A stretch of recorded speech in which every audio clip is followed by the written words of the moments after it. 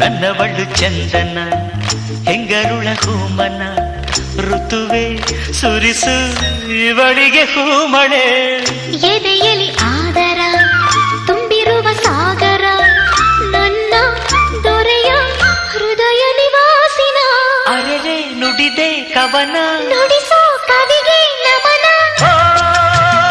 ಮಹಾಮೇಘಗಳೇ ಅಸ್ತು ದೈವಗಳೇ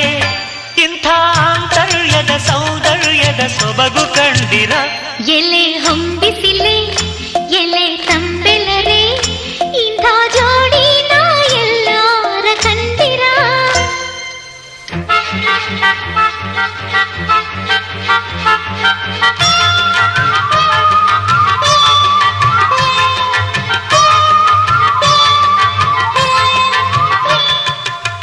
ತನ್ನ ನನ್ನ ತಾನನ್ನ